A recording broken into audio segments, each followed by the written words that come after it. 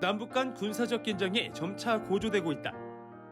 북한은 남북을 적대적 두 국가 관계로 선언하고 윤 대통령은 힘에 의한 평화를 강조하면서 한반도 정세 악화에 대한 우려가 날로 커지는 가운데 한국교회가 남북관계의 평화적 해법 마련 모색을 촉구하고 나섰다. 웨슬리안 교단장 협의회 소속 6곳 교단장들은 최근 남북대화와 민간교류를 짓지 않은 호소문을 발표했고, 한국기독교교회협의회는 긴급 논평을 통해 9.19 군사합의가 파기되고 남북 간 대치가 이어지는 상황에 우려를 표했으며, 한국기독교 공공정책협의회도 중단된 대화와 교류 채널을 복원해야 한다고 강조했다. 이에 한국교회를 논하다에서는 남북관계 경색 국면으로 더욱 어려워진 통일선교 환경을 진단하고 한국교회가 앞으로 한반도 평화와 북한 보고마를 위해 어떤 비전과 전략을 실천해 나가야 할지 모색해본다.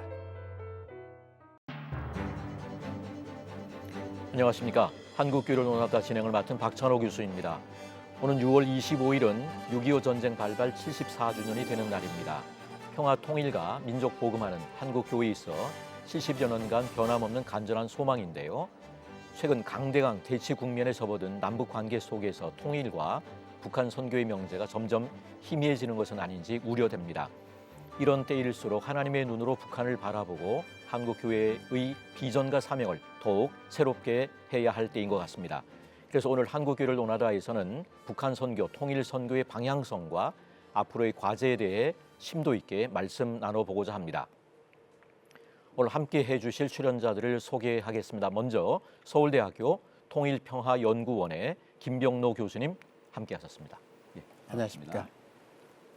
선교통일 한국협의회 사무총장이신 이수봉 목사님 함께하셨습니다. 예, 안녕하십니까. 그리고 통일소망선교회 대표이신 이빌립 목사님 함께하셨습니다. 네, 안녕하십니까. 예, 함께 자리하셔서 감사합니다.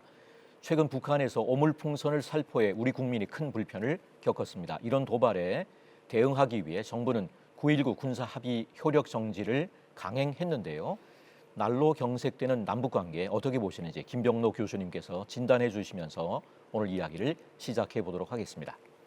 예, 우리 한국 정부가 다행스럽게도 대북 확성기 방송을 중단하면서 좀 긴급한 이런 위기는 모면한 것 같습니다. 그런데 2015년에 우리가 한번 겪었지만 확성기 방송에 대해서 북한이 조준 사격을 가했었고, 당시에 그 당시는 남북 채널이 대북 방송을 하고 있는 확성기에다가 조준 사격을 했습니다. 예. 그래서 준전시 상태가 선포되면서 굉장히 위기 상황이 조성됐습니다. 그때 이제 남북 당국자들이 긴박하게 접촉을 해서 한 5일 만에 아마 회담을 했을 겁니다. 그래서 어떤 협약을 맺었고, 그래서 이제 그 위기를 모면했는데, 지금은 사실 그런 대북 핫라인이 없습니다. 예, 그래서 이게 이제 만약에 그렇게 계속 위기가 고조됐다면은 아마도 비슷한 상황들이 연출되지 않았을까 싶은데, 다행히도 제가 알기로는 미국이 좀 상황 관리에 나섰다고 봅니다. 대북 지원 전단을 살포하는 것도 표현의 자유에 해당해서 존중해야 되지만은 남북관계 긴장을 완화시키는 것도 중요하다, 그런 발언을 하면서 우리 정부가 그를 수용하고 상황 관리에 나섰다. 그래서 이제 안정이 돼서 참 다행입니다만은, 지금 이제 북한이 새롭게 두 국가를 선언했단 말이죠. 그러니까 두 국가라는 것은 사실 이게 중요한 것이, 국가라는 그 영토가 굉장히 중요합니다. 그래서 국가라고 선언할 때 그 문제는 국경을 어떻게 획정하는가 중요한데, 그래서 DMZ라든가 NLL 해상 이런 데서의 충돌이 앞으로 분명히 생길 겁니다. 국경을 확정하기 위해서 영토 문제이기 때문에. 그래서 이제 이런 부분에서 우리가 좀 경각심을 가지고 새롭게 지금 상황이 굉장히 달라졌기 때문에 이 부분에 대해서 좀 신중하게 우리도 대비를 해야 된다, 이렇게 봅니다. 그냥 일반 국민들 입장에서 뭐 그런가 보다 이렇게 생각했는데 그 상당히 심각한 그렇죠. 문제군요. 이제 그게. 과거에 이렇게 한 70년간의 관행들이 있어서 뭐 저렇게 하다가 말겠지라고 하지만, 또 지금 이제 아시다시피 국제적으로 신냉전 질서가 형성돼 있고, 미중 간에 아주 정말 사활을 건 패권 경쟁이 지금 진행되고 있습니다. 중국이나 미국 중에 사실 이제 군사적 충돌까지 지금 예견하고 있는 상황에서 상당히 심각한 어떤 국면이 앞으로 뭐 5년에서 10년 내로 전개되지 않을까 싶고, 이제 거기에 대한 대비책을 한국도 심각하게 해야 된다 생각합니다. 예, 남북이 강대강 전략을 채택한 상황에서 긴장을 완화할 만한 계기를 찾는 것도 쉽지 않아 보이는데요. 한반도 정세 악화의 원인은 무엇이며 또 앞으로 해소 전망을 어떻게 보시는지 이어서 의견 부탁드립니다. 이승범 목사님 한번 나눠주시죠. 예. 사실 이 상황에서 제가 한번 추억을 하고 싶은 게 있는데 2018년입니다. 2018년은 뭐 4월 달에도 회담하고 5월 달에도 하고 9월 달에도 하고 그 전에는 평창 올림픽에서 응원단도 오고 또 선수들 같이 일하기도 하고 경기를 하기도 하고 그때 정말 좋았죠. 예, 그 연장선상에서 북미 회담이 6월 달에 싱가포르에서도 있고 2019년도의 2월 달에는 베트남 하노이에서 있었댔는데 이 하노이 회담이 노딜로 끝나는 것이 또 하나의 그 중요한 변곡점이 됐다고 생각합니다. 예. 만약 이거 제대로 됐다면 사실은 좋았을 텐데 이것이 되면서 남북 관계도 단절되고 김정은과 트럼프의 회담이었군요. 예. 김정은과 트럼프 회담이 결렬되면서 북미 간의 관계도 사실은 더 악화되고 남북 관계도 악화됐습니다. 근데 이 분위기가 윤석열 정부에 들어와서 연장 내진 강화되는 쪽이거든요. 그러다 보니까 한 5년 정도가 이렇게 이어져 왔습니다. 이런 흐름 속에서 그 남한의 헌법재판소에서 작년 9월달에 그 대북전단 살포를 금지하는 법이 그 표현의 자유를 과잉 금지하는 거다 이렇게 해가지고 위헌 결정을 내렸습니다. 그러다 보니까 이제 남쪽에 있는 그 탈북민 단체들이 전단지를 보내고 또 이것에 대해서 반발하는 북한의 반응이 오고 그리고 이것이 수습이 안 되니까 북한 쪽에서는 이제 오물풍선을 보내는 방법으로 반응했다고 할 수 있습니다. 그러니까 이제 오물풍선을 보낸 것은 국가가 한 일이치고는 참 창피한 일이라고 할 수 있습니다. 그러니까 그거는 사실은 뭐 부인할 수 없는 사실이고 그런데 이것을 수습하려고 보면 그러면 무조건 하지 말라라고 하는 게 아니라 왜 오물풍선을 보냈는지에 대해서 우리가 점검을 필요하다는 거죠. 예. 그런 점에서 이 남한 정부가 그 북한 정부의 그 생각들을 잘 컨트롤하지 못한 것 이런 것도 원인이지 않나 그렇게 생각합니다. 그 윤석열 대통령이 현충일 추념사에서 평화는 굴종이 아닌 힘으로 지켜야 한다 이런 표현도 썼거든요. 사실은 멋있어 보입니다. 평화는 굴종이 아니라 힘으로 지켜줘야 된다. 그런데 이 힘을 강조할 때가 지금인가? 이 힘으로 사태를 풀 수 있나? 이 힘은 사실은 전쟁 논리인데 지금 평화 시대인데 이 평화 시대의 전쟁 논리를 풀 수 있나? 라는 걸 한번 점검해 보아야 되지 않겠나? 오히려 평화 시대의 힘은 평화를 깰 수 있지 않나라는 가능성도 염두에 두고 이 원인을 생각해야 된다고 봅니다. 예, 이빌리 목사님께서 한번 나눠주시죠.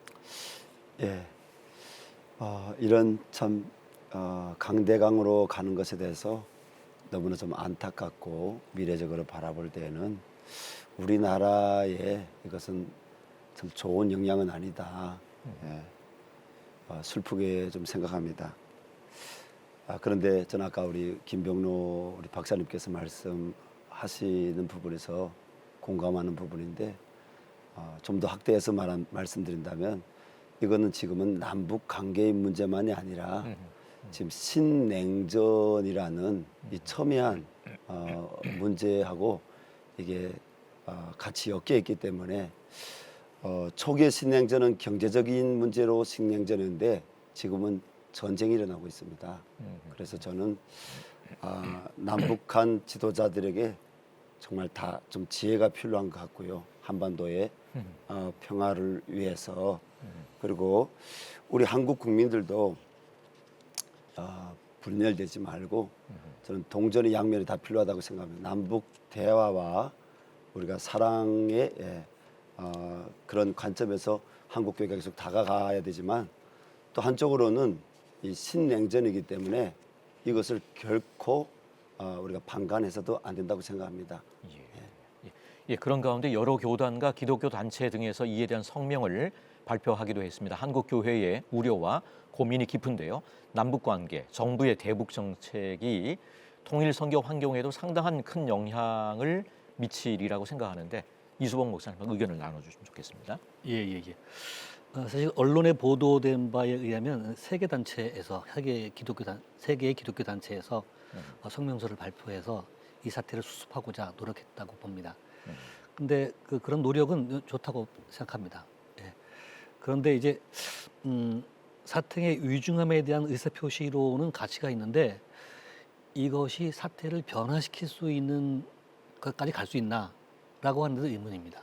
예. 그러니까 지금 기독교계에 이 정부에 대해서 정책적 영향을 끼칠 만한 전문가 집단이 잘 만들어지지 않고 있다. 그래서 이게 의사표시의 수준으로 넘어가지 아마 정책 변화를 하려면 우리 기독교계에서 저 전문가들이 키워줘야 되지 않나 이렇게 생각을 하고요. 그리고 이제 여기에 내용에 보면 뭐 남북 대화하라, 교류하라, 뭐 9.19 처리하지 마라, 파기한 거 처리하라 이런 식으로 됐는데 사실은 이건 그 윤석열 정부에서 한다고 되는 게 아니거든요. 사실 남북 대화가 단절된 거는 북한에서 대화 안 하겠다는 거거든요. 예. 근데 이제 북한에서 대화 안 하겠다는 건데 북한에서 북한에서 대화를 갖고 바뀔 부분은 아니네요, 그게요. 그렇죠. 예. 그러니까 북한에서 왜 대화를 안 하는지에 대한 그 원인도 찾고 그것을 해소해주지 않으면 되는 거기까지는 언급되지 않고 있거든요. 그러니까 그런 것도 함께 고려해야 된다고 생각합니다. 예, 북한의 기독교 탄압 역시 더욱 심해지지 않을까 우려되는데요. 매년 발표되는 전 세계 기독교 박해지수에서 북한은 거의 매해 1위를 차지하며 세계 최악의 기독교 박해 국가로 꼽히고 있습니다. 이빌린 목사님께서는 탈북민으로서 탈북민 선교에 헌신하고 계신데 북한의 기독교 상황에 대해서 한번 나눠주시면 좋을 것 같습니다.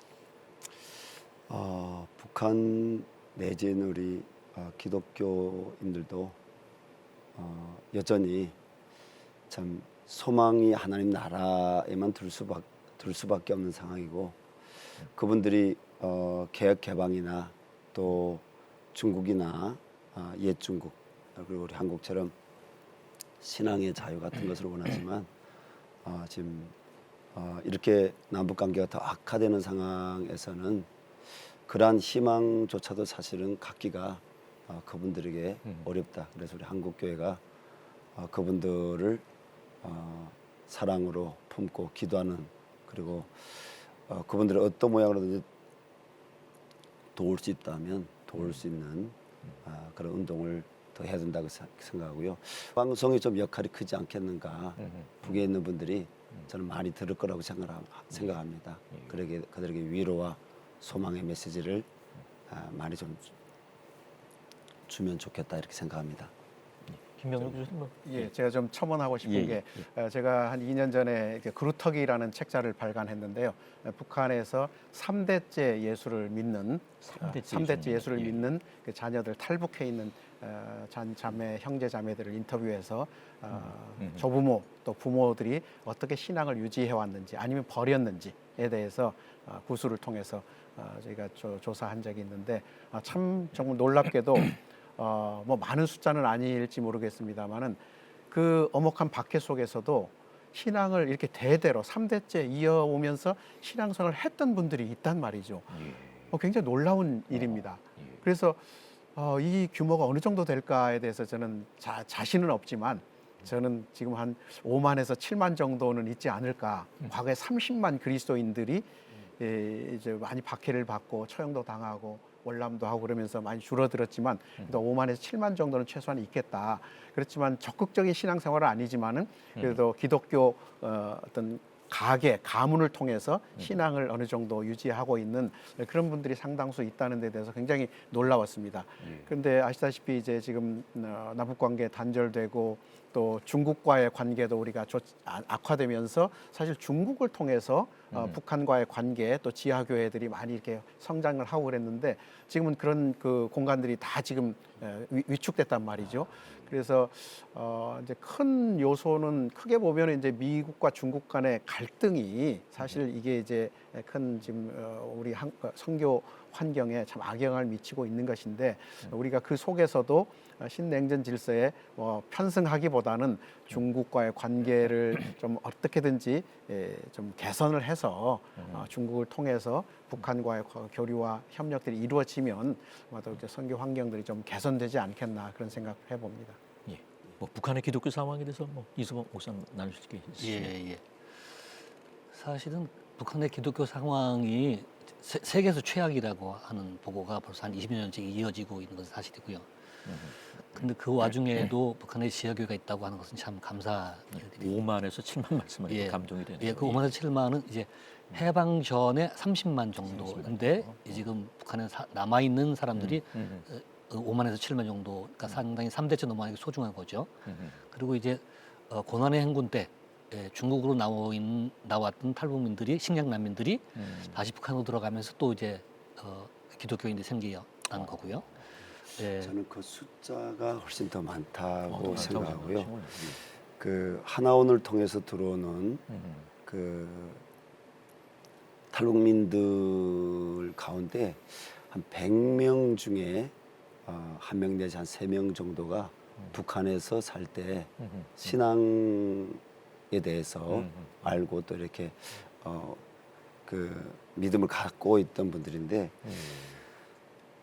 구루터기 성도님들은 사실은 지금은 없다고 우리가 봐야 됩니다. 왜냐하면 남과 북의 지금 수명 차이가 15년 이상 한 20년 정도 됩니다.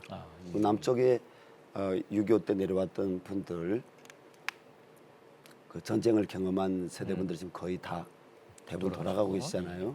그럼 북쪽은 수명이 20년 차이가 되는데 그때 남아있던 분, 믿던 분들이 남아 있는 건 정말 희소하다고 생각하고요. 다만 우리 김병래 박사님이 말씀하신 것처럼 믿음이 심실한 분들, 제가 보니까 다 신앙은 전수 못했더라고요. 구루터기 성도님들이 자기 신앙을 갖고 있었지만 북한의 어떤 체제하에서 온 집안이 멸살당하는 이런 분위기가 드러남이 있기 때문에 어떤 분들은 전수했지만 많은 분들은 자기만 신앙을 갖고 자녀들에게는 전하지 못하는 그런 안타까움도 있는 것을 봤습니다. 그래서 제가 여기서 한마디 더 하고 싶은 게, 그래서 지금 사실 우리가 탈북민들이 지금 한국에 많이 들어왔잖아요. 그런데 이것을 식량난이나 북한 체제의 문제 이런 쪽으로만 지금 접근을 하는데, 사실 하나님의 눈으로 보면 이분들이 누군가 하면은 과거에 1958년도에 대대적인 기독교인에 대한 추방이 있었습니다. 그 추방이 이루어졌을 때 지금 말하는 온성 지방으로 많은 분들이 추방을 갔습니다. 그래서 그분들이 거기서 신앙생활을 하면서 사실 아까 이빌림 목사님 말씀하신 대로 너무 위험하기 때문에 자녀들에게 대부분 전수를 못했습니다. 그런데 전수하신 분도 있고, 그런데 전수 못하신 분들이 자녀들에게 자기 방식으로 신앙을 가르쳐 준 거예요. 하늘 맞습니다. 신앙을 가르쳐 주고 윤리적인 교육을 하고 하면서 그런 얘기를 듣고 자란 여기 탈북민들이 자기 부모들이 신앙생활을 한지 안 한지를 전혀 몰랐는데 여기 와서 보니까 자기가 그 내용을 보니까 이게 자기 어머니 아버지가 이게 신앙교육을 한 것 같다.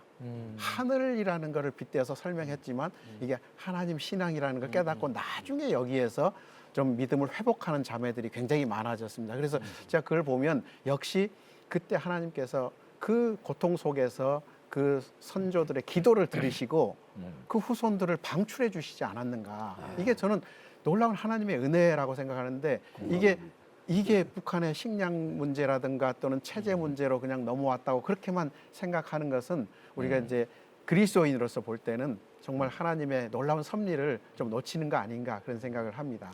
제가 추가적으로 짧게 말씀드리면 한국교회 성도님들 듣고 있으니까 우리 김병로 우리 박사님의 말씀이 신빙성이 있는 것이 중국의 탈북에 나왔다가 복음을 듣고 은혜 받고 이렇게 그 훈련 받고 북에 이렇게 복음 전하러 넘어갔던 한 지체가 있었는데 자기 어머니에게 가서 복음을 전하니까 그 어머니가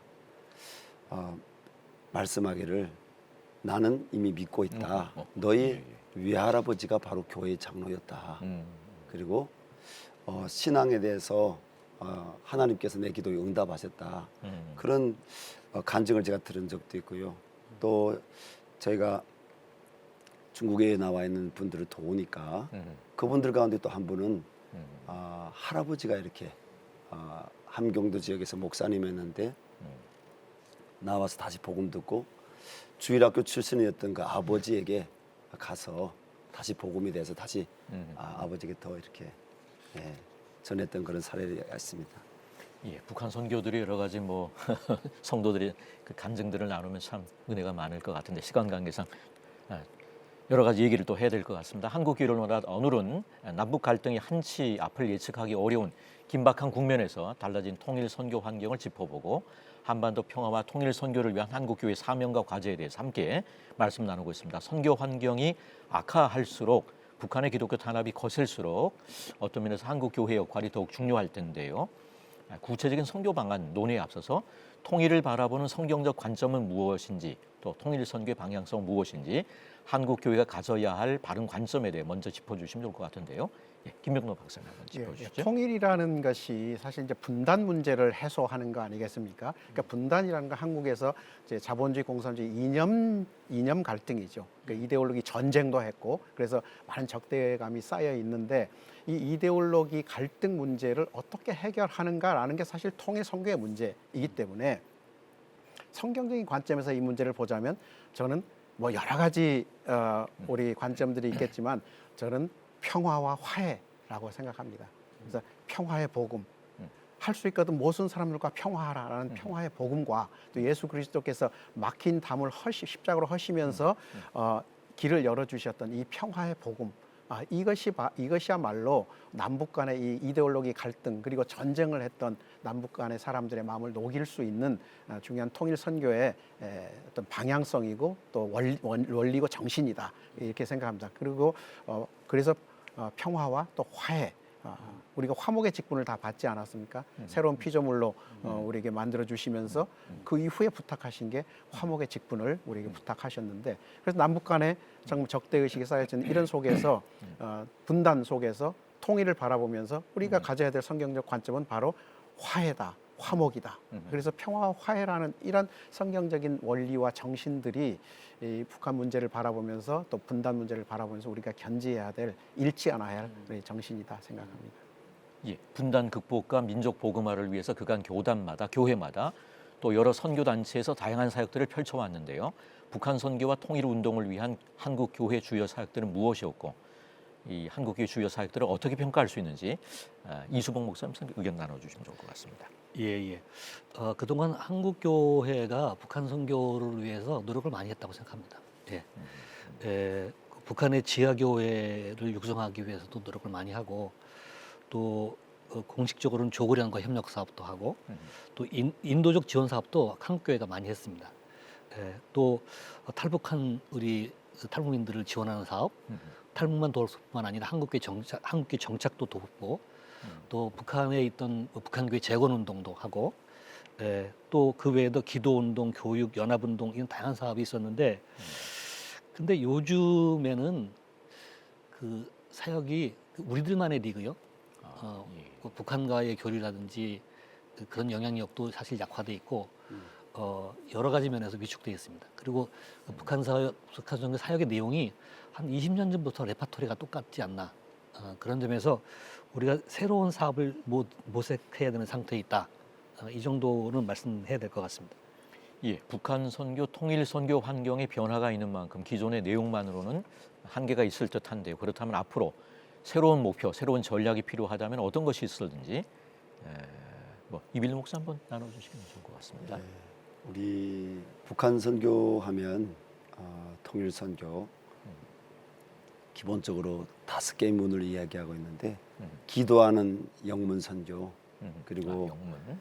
또 복음 전파 라디오 방송 민문 선교 그리고 또 남북의 대화 또 교회가 이 대화의 중심에 서서 앞으로 어떻게 쓰임 받을지 모르겠지만 안문 선교 디아스포라들을 통한 외국 교회들을 통한 연문 선교 그리고 북중 국경을 중심으로 한 뒷문 선교가 있는데 사실은 지금 신냉전 남북 경색을 인해서 안문 선교하고 연문 선교는 다쳤습니다. 그래서 전문가들은 장기적으로 이 안문 선교, 연문 선교가 지금 신냉전을 해서 다칠 것으로 지금 예상을 하고 있는데 그렇다면 한국 교회가 낙심을 하는 것이 아니라 한국 교회가 빨리 방향을 찾아야 된다고 생각합니다. 저는 그 방향 중에 하나가 북한하고 우호적인 나라들의 크리스천들이 있습니다. 그들을 통해서 북한 안에 새로운 전략이었던 북한 선교, 연문 선교를 말씀하시는 예. 연결되는 거군요. 예, 그런 예.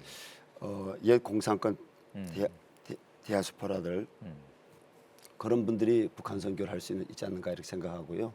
그리고 통일에 대한 남북한이 바라보는 관점이 다르기 때문에 정치적 관점으로 교회가 접근하지 말고 성경적 관점으로 영혼 구원 그리고 영혼 사랑 그리고 사람을 살리고 준비시키는 그런 일에 좀 더 예수님이 하신 것처럼 한국 교회가 해야 된다고 생각합니다.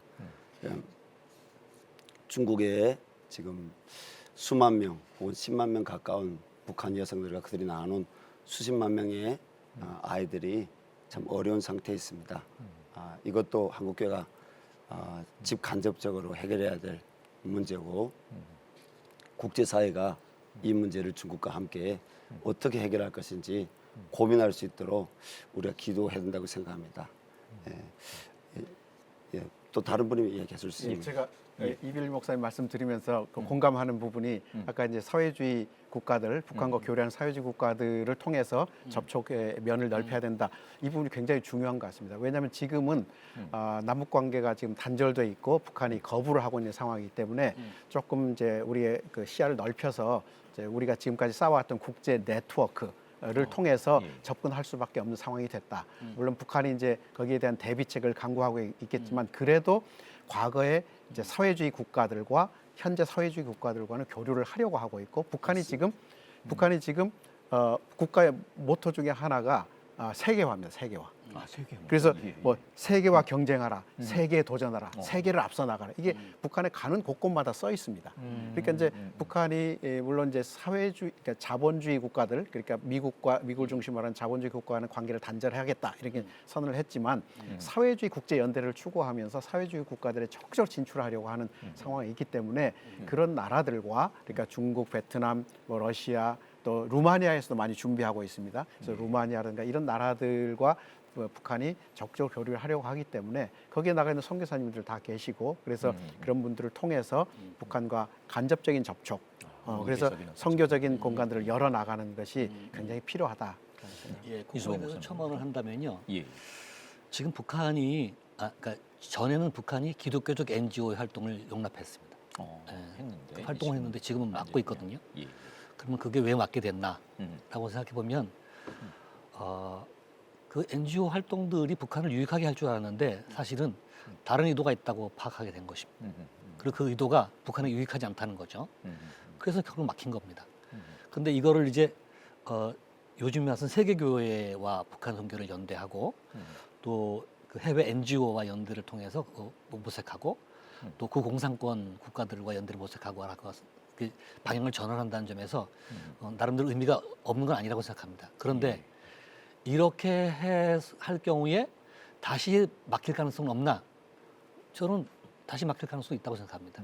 예, 그런 점에서 우리가 북한 선교에 대한 관점을 바꿀 필요가 있는데 사실은 공산권 국가를 창의적 접근 지역이라고 하거든요. 근데 말이 좋아서 창의적 접근 지역이 사실은 일종의 회유라든지 조금 앞뒤가 다른 이중 전략이거든요. 그러니까 이중 전략이 노출된 겁니다. 예. 그래서 저는 무엇을 얘기하고 싶으냐면 황금률을 얘기하고 싶습니다. 예수 그리스도께서 대접을 받고자 하는 대접을 하라. 이렇게 했거든요. 그럼 북한이 어떤 반응을 기대하냐? 그러면 그 기대하는 반응이 나올 수 있도록 우리가 해주면 됩니다. 예. 그리고 우리가 북한 선교를 하는 건 북한을 살리자고 하는 거거든요. 근데 북한은 죽이자고 한다고 오해하고 있단 말이죠. 그럼 우리가 신호를 우리는 기독교가 북한을 살리자고 하는 것이라는 시그널을 바꿔줘야 된다 생각합니다. 그런 점에서 그 황금률은 지금의 남북 관계뿐만 아니라 북한 선교에 있어서 중요하게 참고해야 될 말씀이라고 생각합니다. 제가 85년, 87년에서 최전방 군생활을 했는데 그때는 미제 나가라, 우리 식대로 살아나가자 이런 구호를 봤는데 예. 말씀하신 것처럼 세계화가 지금의 예. 어떤 북한에서의 화두가 되겠군요. 예, 그건 뭐 북한 내부를 보면 너무 70년 동안 극단적인 폐쇄 정책을 유지했기 때문에 그 내부에 사실 모든 그 의식들이 많이 경직돼 있습니다. 그래서 세계를 잘 모르고 세계와 소통하는 법을 잘 몰라요. 그래서 어쨌든 이제 북한과 교류 협력을 국제사회와 할 수 있도록 우리가 돕고 그래서 국제사회 규범을 익히고 또 국제사회로부터 좀 소통할 수 있는 그런 네트워킹을 할 수 있는 그런 체제로 바꿔 나가야 된다고 봅니다. 예, 지난해 2023년 정전 70주년을 맞이해서 교계와 선교단체가 연합해서 통일선교 언약을 선포한 것은 큰 의미가 있지 않았나 싶은데요.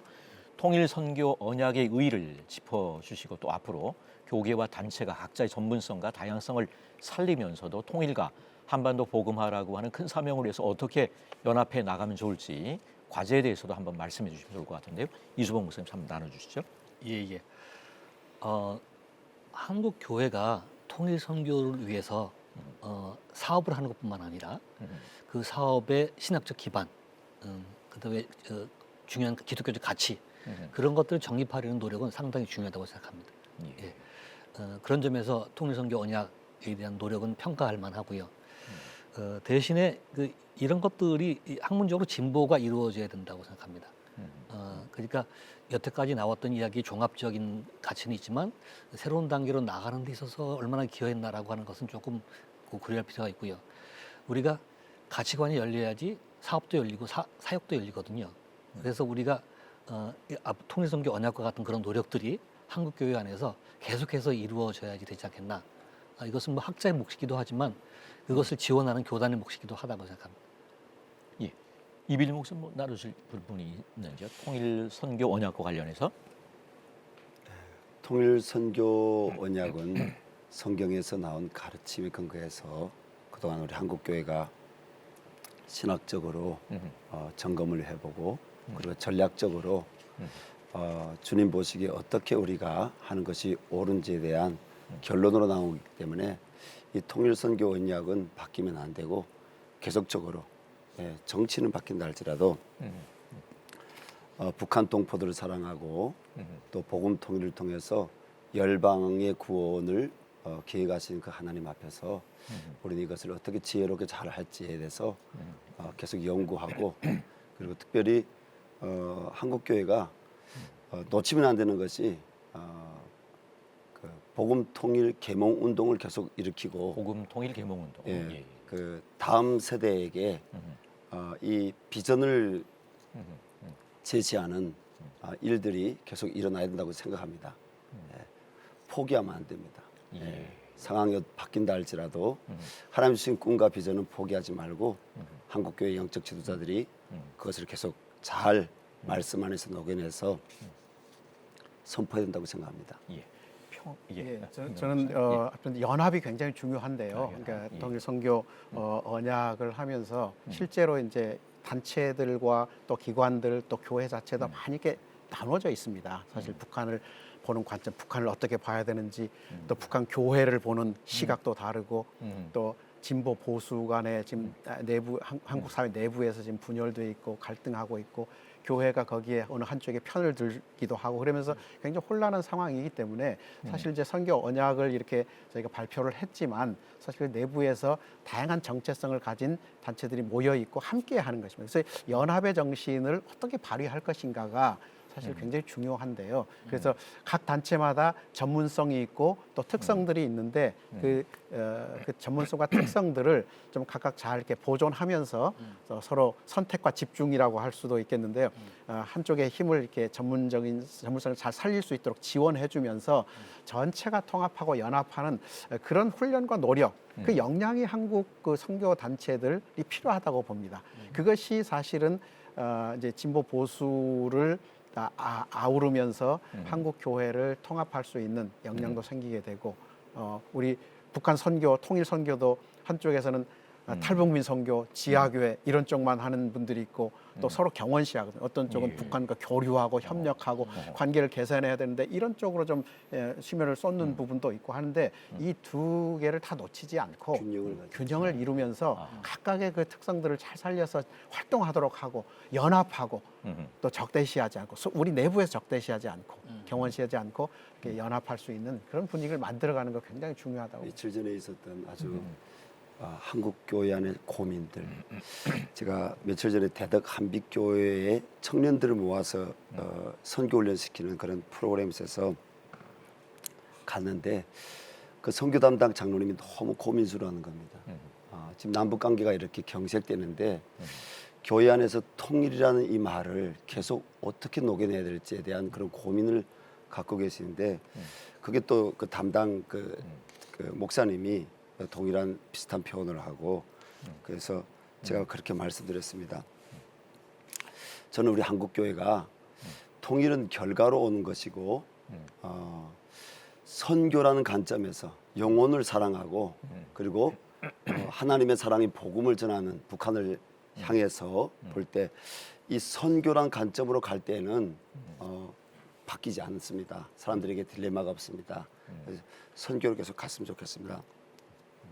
그렇게 말씀드리니까 장로님이 맞다고 그거는 교회의 본질이기 때문에 그건 절대로 안 바뀐다고 그렇게 이야기하는 것을 들었습니다. 그래서 선교에 대해서 좀 더 한국 교회가 통일은 이념적인 표현도 들어갈 수 있지 않습니까? 예, 가장 깊은 밤에도 새벽의 여명은 밝아오고 있습니다. 지금은 한치 앞이 보이지 않지만 하나님께서 허락하신다면 반드시 통일이 이루어질 거라 믿는데요. 그렇다면 통일 이후의 대비도 필요하리라 생각되는데 한국교회는 어떤 준비와 노력을 해야 될지 이수봉 목사님께서 한번 나눠주시면 좋을 것 같습니다. 예, 통일 이후에 대한 관심이 많거든요. 근데 이제 통일 이후에 대한 관심은 좀 바람직하다고 생각합니다. 왜냐하면 사실은 통일되면 문제가 다 해결되는 것 같지만 사실은 통일부터 본격적으로 사실 갈등 조정을 하고 그런 문제가 생기거든요. 그래서 저는 통일 준비를 뭐라고 생각하냐면 갈등 조정할 수 있는 가치관 정립이라고 생각합니다. 예. 그리고 그 통일 이후에 우리가 어떻게 단합하느냐는 문제는 통일을 이루어가는 과정 속에서 우리가 어떤 가치를 반영했냐가 중요하다고 봅니다. 예. 그러니까 저는 좀 다른 사람과 다른 의견이 있는데요.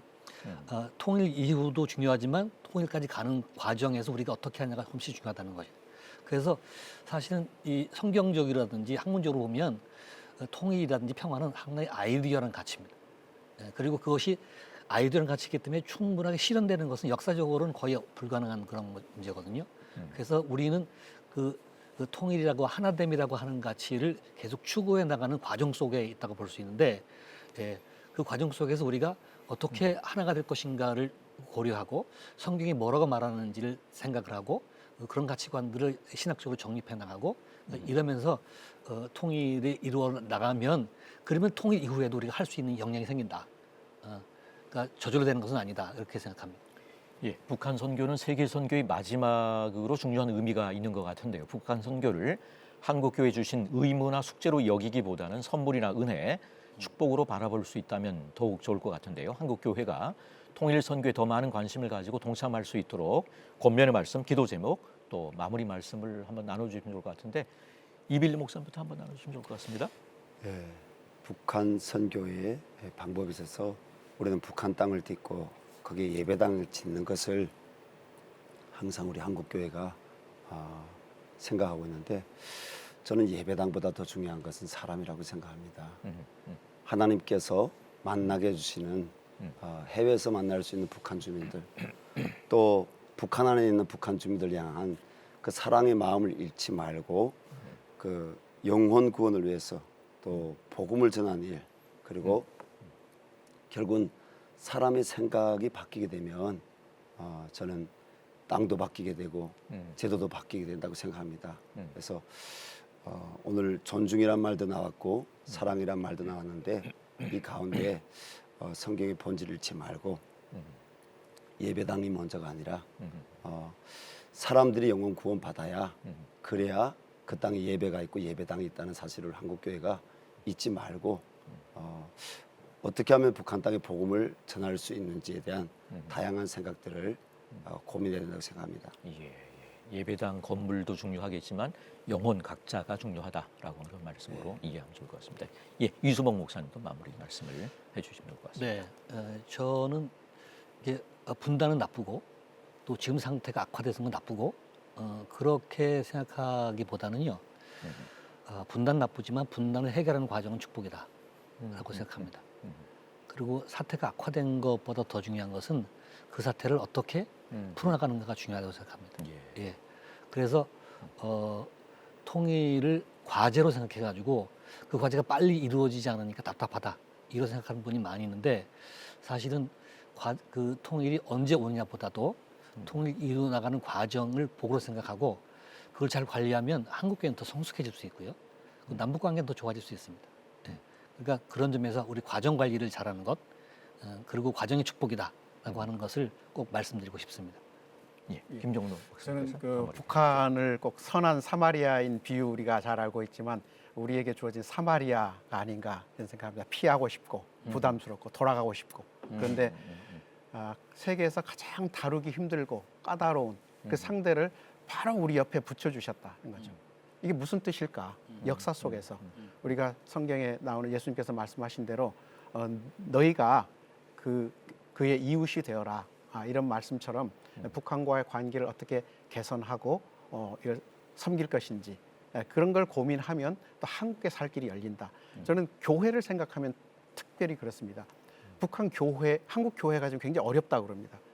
대학생들 뭐 교회 떠난다고 그런 얘기도 하고 상당히 어렵다고 하는데 북한 교회 성도들 수가 얼마 될지 모르지만 70년 이상 고난받은 성도들이 북한 안에 있지 않습니까?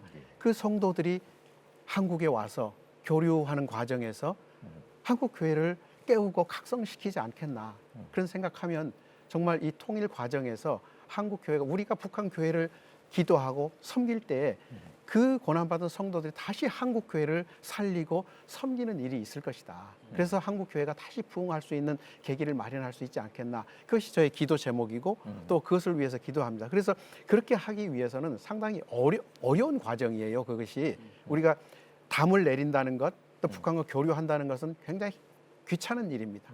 그리고 피곤하고 갈등이 많이 생기고 긴장되는 것입니다. 그러나 그 사실 긴장과 갈등이 만들어내는 그 생동력, 우리가 옆에 부대끼는 사람들이 있을 때 사실 그것을 문제를 극복하기 위해서 우리가 노력하면서 생동력을 갖지 않습니까? 그 생동력이 바로 한국 교회를 다시 살리는 그런 결과가 그런 축복이 있지 않겠나 그렇게 생각합니다. 그래서 우리가 북한 교회를 위해서 또 북한의 개방을 위해서 끊임없이 기도할 때 그것이 북한을 위해서가 아니고 사실 우리 자신과 한국 교회를 위한 것이다 이런 생각을 하게 됩니다. 한국교회를 논하다 오늘은 변화하는 남북 관계를 진단하고 통일 선교의 사명과 과제에 대해서 말씀 나눠보았습니다.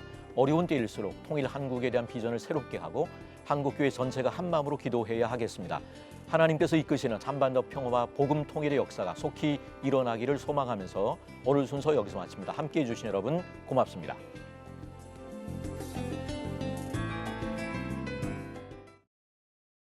이 프로그램은 여러분의 미디어 선교 후원으로 제작되었습니다. 선교는 사명, 후원은 동역. 당신도 복음을 전할 수 있습니다. 선교 후원 02-6333-1003번